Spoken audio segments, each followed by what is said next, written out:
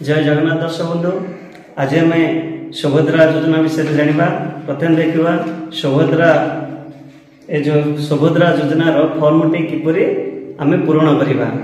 यही फर्मटी संपूर्ण मागणार मिलूँ एवं महिला और शिशु विकास विभाग ओडिशा आवेदन पत्र यहाँ जहाँकि रखा आपको संपूर्ण व निर्भुल भाव में आम किपरि आज पूरण करवा से विषय जाना।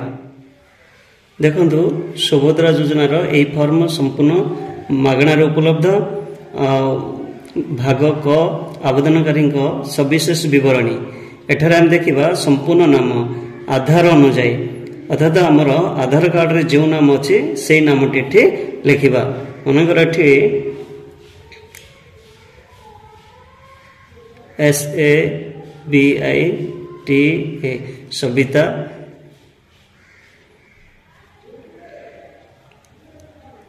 BHUYAN सविता भूया। तो सेपरी आधार संख्या जो आधार कार्ड आमर 12टी नंबर अच्छी से 12टी नंबर एठार आम लिखा 7614056768789 1 2 3 4 5 6 7 8 9 10 11 12 तृतीय नंबर कलम अच्छी तृतीय नंबर टारे स्वामी किंबा पिता नाम अर्थात आधार कार्ड रे आमर जो मान आधार कार्ड जब पिता नाम अच्छे ताले पिता नाम भरवा, जदि स्वामी नाम अच्छे ताले स्वामी नाम भरवा। मनकर RAMACHANDRA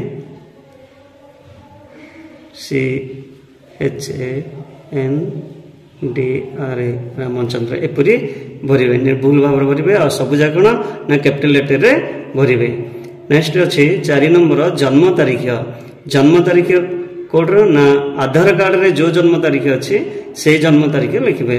फास्ट दिन पकेबा तापरे मास तापरे वर्ष एपरी आम भरी पारिबा। पंचम रे वर्ग अच्छी वर्ग को आम कौन करवा चिन्हट करवा। साधारण वर्ग हेले एठी चिन्हट करवा। अनुसूचित जाति हेले अनुसूचित जाति रे, अनुसूचित जनजाति हेले अनुसूचित जनजाति रे। तो ओबीसी देछि ताले एठी आम करि परिबा हला। तो 6 नंबर रे शारीरिक भिन्नक्षम हाँ किंबा नहीं। जदि हाँ अच्छे तो हाँ रे टिक करवा, जदि नहीं अच्छे नहीं रे टिक करवा। नेक्स्ट 7 नंबर आधार संयुक्त मोबाइल नंबर अर्थात आम आधार कार्ड रे जो मोबाइल नंबर टी संयुक्त होती से मोबाइल नंबर टी एठे लिखा 789104567 एटा माने आधार संयुक्त मोबाइल नंबर ही एठी दे परिबा। परती रे विकल्प मोबाइल नंबर देछि तो आम घरर जेकोनी सदस्य आ गोटे नंबर आमे एठी लिखि परिबा। तापर अच्छी जिला आम जो जिलूर माने एप्लाय करछन्ते से जिला आमर एठी आम लिखिबा गंजाम जिला। तापरे 10 नंबर है ग्रामांचल निमंते एटा अच्छे जोटा जदि आम ग्रामांचल एप्लाय करछन्ते तेले ग्राम नाम लिखिबा, पंचायत नाम लिखिबा, ब्लॉक लिखिबा। जदि सहरांचल रे आम व्यवहार करछन्ते माने आवेदन करछन्ते तो वार्ड नंबर लिखिबा, अर्बन लोकल बॉडी लिखा और सहर बा नगर लिखा। तो जदि ग्रामांचल आम कले 10 नंबर कले 11 नंबरटा ब्लांक छाड़देवा। सहरांचल जदि कर 10 नंबरटे ब्लांक छाड़ी 11 नंबरटे आम फिलअप करवा। 12 नंबर रे आधार सक्षम संचय खाता थिबा बैंक नाम अर्थात जो बैंक खाता रे आमर आधार नंबर टी संयुक्त होइछे सेही बैंक रो नामटी एठी लिखिबा। मनर एठी हमर होइछे SBI बोले SBI लिखा स्टेट बैंक ऑफ इंडिया लिखा। ये है प्रथम पेज। और ध्यान से यही फॉर्म टी फिलअप करेंगे कहीं जदि वांस माने रिजेक्ट हो गला ताले आउ द्वितीय थर मिलवा डुप्लिकेट ग्रहणीय नुहे है। तार परवर्ती पृष्ठ देखते मुझे द्वारा घोषणा करुच्ची जे पूर्व पृष्ठार उल्लेखित तथ्य मोर ज्ञान अनुजाई सत्य अटे। मु ज्ञात जे एथिरो कौनसी मिथ्या प्रमाणित हेले ଏହି ଆବେଦନକୁ ପ୍ରତ୍ୟାଖ୍ୟାନ କରାଯାଇପାରେ ଏବଂ ଆଇନଗତ କଠୋର କାର୍ଯ୍ୟାନୁଷ୍ଠାନ ଗ୍ରହଣ କରାଯାଇପାରେ।